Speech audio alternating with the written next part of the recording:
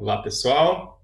Hoje nós vamos iniciar a nossa aula falando um pouco sobre os filósofos primários e aí a gente retoma um pouquinho sobre a filosofia antiga, dos chamados filósofos naturalistas e vamos avançando um pouco mais. Hoje eu quero falar também de um filósofo chamado Pitágoras.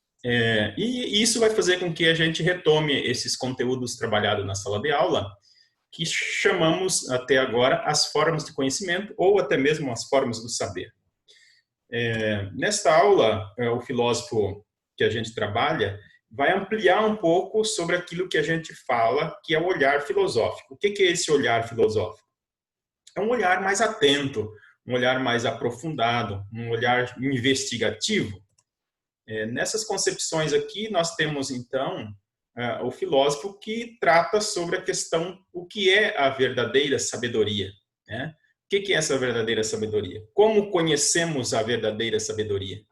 São questões e motivos de reflexão no decorrer dos nossos séculos. Então, a gente sabe que essa questão da sabedoria, muitos filósofos já vieram tratando sobre esse tema. É importante que nós, então, tenhamos conhecimento de que a verdadeira sabedoria, segundo esses filósofos antigos, ela tende a buscar ampliar o nosso conhecimento. Era visto também essa capacidade de buscar a sabedoria, identificando pelos sábios ou até mesmo pela filosofia antiga. Assim, chegamos à ideia primordial, que é o conhecimento desse filósofo chamado Pitágoras. Pitágoras de Samos. Pitágoras de Samos foi um filósofo, então, conhecido aí na Grécia Antiga, por conta de suas várias atribuições ao mundo posterior. Pitágoras, ele foi um líder religioso, teve influências no contexto onde ele vivia, impondo assim um pensamento místico. Foi considerado grande matemático ou até mesmo foi reconhecido como o matemático, quem instruiu a matemática, quem desenvolveu o pensamento matemático.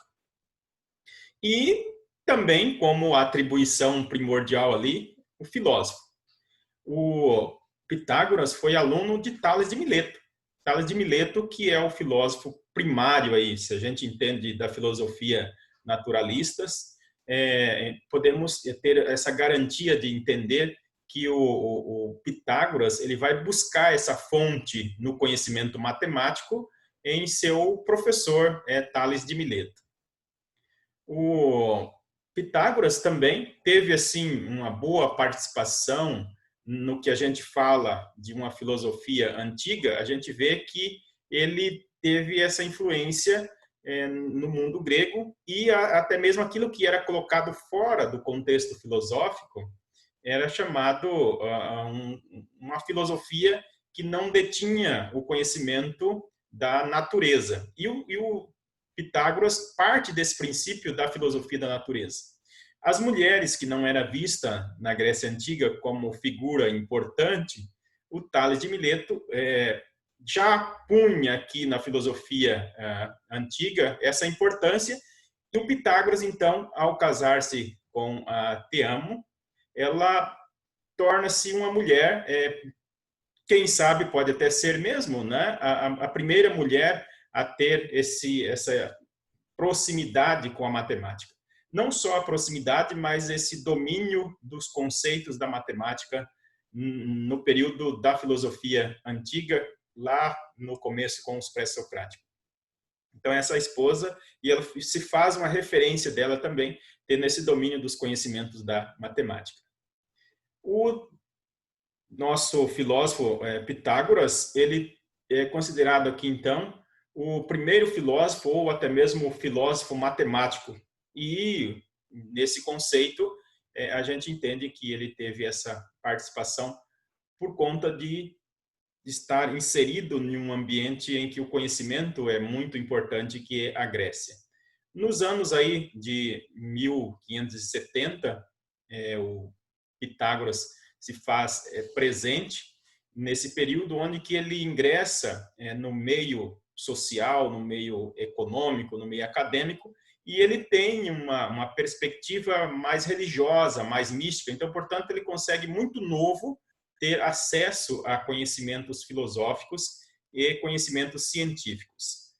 Nós entendemos aqui que o Pitágoras ele teve essa participação por conta de que a nossa sociedade ela proporcionava essas possibilidades de quem tinha esse domínio das ciências. O Pitágoras, aos 18 anos de idade, ele já tinha esse domínio assim do conhecimento da matemática, da filosofia, um pouco da leitura dos filósofos antigos, que era esse conhecimento dos elementos da natureza, por conta de estudar numa escola naturalista.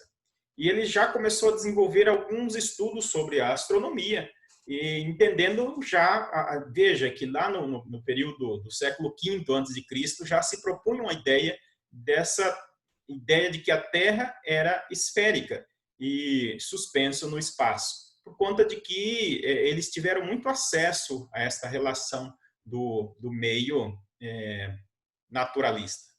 E aí ele recebeu algumas influências científicas e filosóficas do mundo grego a partir do Tales, que foi o teu professor, e do Anaximandro e Anaxímenes. Anaximandro, então, afirmava que o mundo é o apeiron, ou o mundo é um princípio da qual os seres estão presentes na natureza e esses seres que dá a essência de todas as coisas. Tales de Mileto afirmava que a água é o elemento primordial. Anaxímenes afirmava que o ar é o elemento primordial. O Heráclito, que mais tarde se fez presente nesse conceito filosófico, já a partir do Pitágoras, que afirma que o elemento primordial, então, seria o calor ou o fogo. Então, veja que aqui nós começamos a compreender o porquê que o Tales de Mileto fala de um princípio originário do qual as coisas provêm. Mas ele vai muito além. Então, o Pitágoras fala o cosmo, que é regido por essas relações matemáticas. O cosmo, isso é o mundo, o universo, ele é regido pelas essas forças da natureza e que faz uma relação com a matemática. Por que essa relação com a matemática? Porque ele diz que tudo é número, né? Quando a gente fala de uma existência, da relação entre os elementos, nós podemos explicar essas relações matematicamente. Tanto que ele vai dizer que o que vai fazer essa organização do cosmo seria essa regência pelo conceito da matemática, essa ordem do universo se dá por essas relações matemáticas.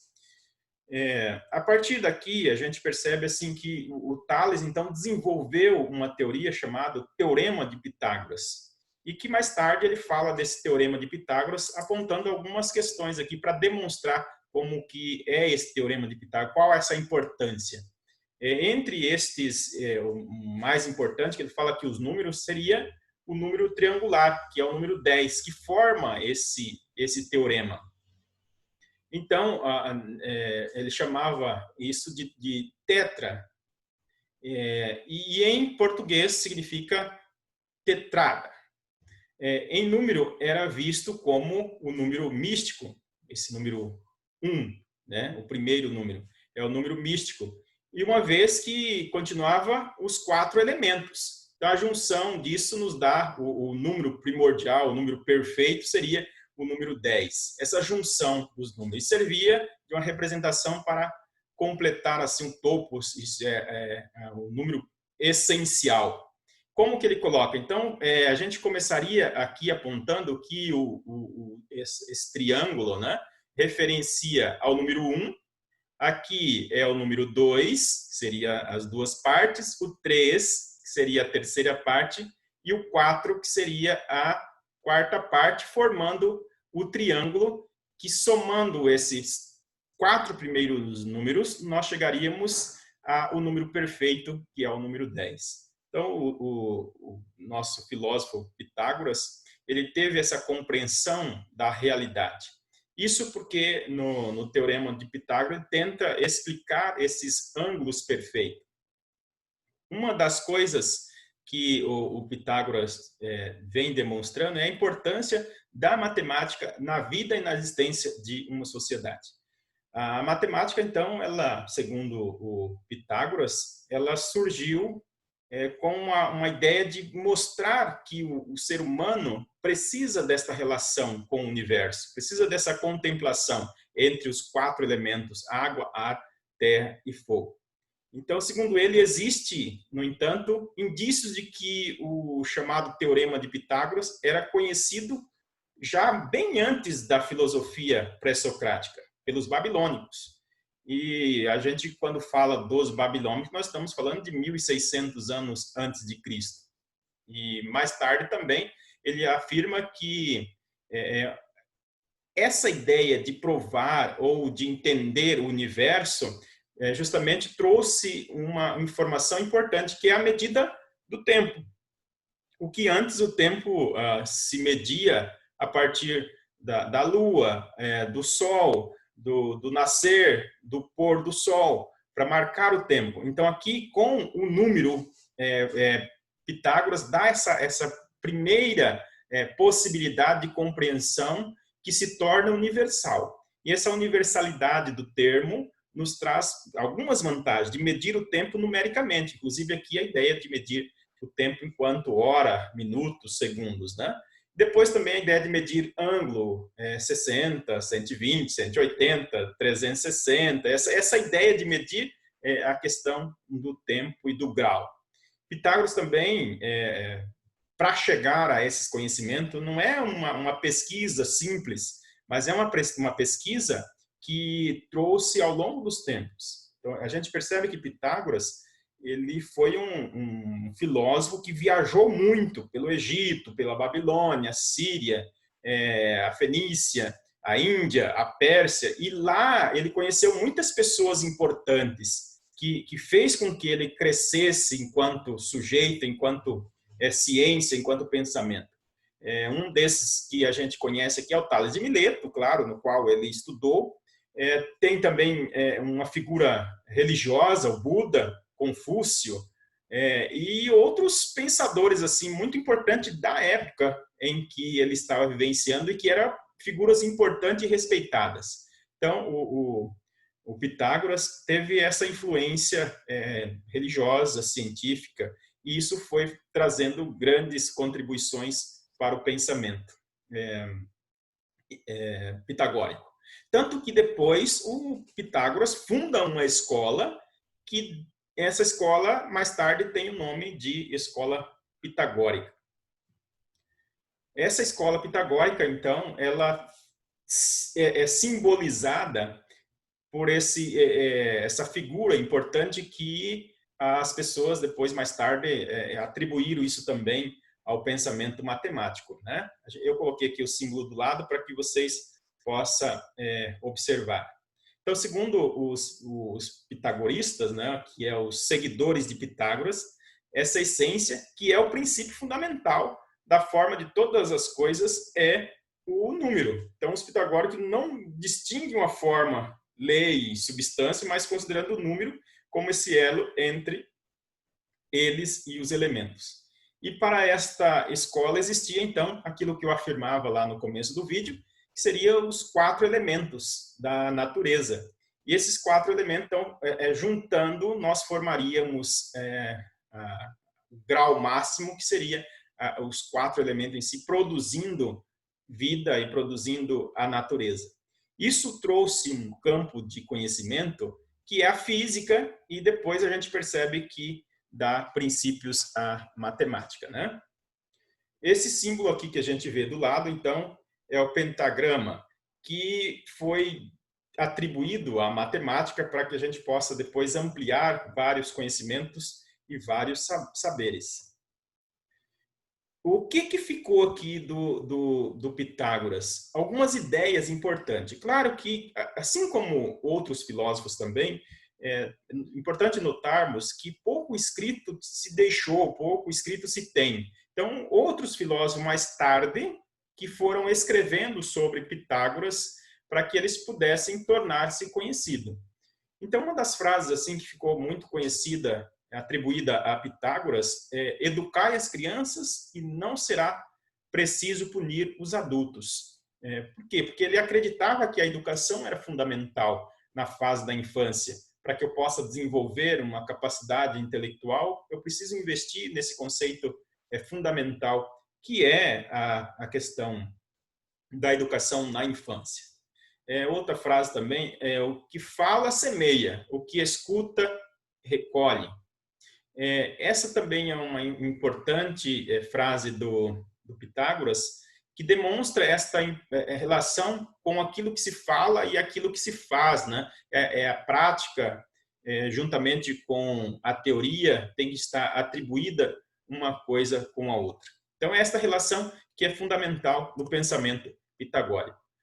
O Pitágoras ainda fala sobre a questão de uma verdade. A verdade, a sabedoria, não era acessível aos mortais. Por que ele fala que essa verdade e a sabedoria não era acessível aos mortais? Porque existe, segundo Pitágoras, uma verdade absoluta, perfeita, da qual nós caminhamos para buscar essa verdade. E que os seres humanos não vai atingir ela num todo, na sua perfeição. Então, por isso, o Pitágoras era muito respeitado em sua época, por conta desse vasto conhecimento. As pessoas atribuíam a ele como sábio. E ele dizia: eu não sou um sábio, eu sou um filósofo. Para dizer que o filósofo desse período, na sua humildade, não era aquele que era o dono do saber, mas aquele que buscava o saber, constantemente buscava o saber. E ele se colocava como esse sujeito que buscava o saber, da qual vem a ideia da prática da filosofia, que dá o nome de filosofia, como a busca do conhecimento, a busca do saber. E essa ideia que é a primordial do princípio matemático do Pitágoras.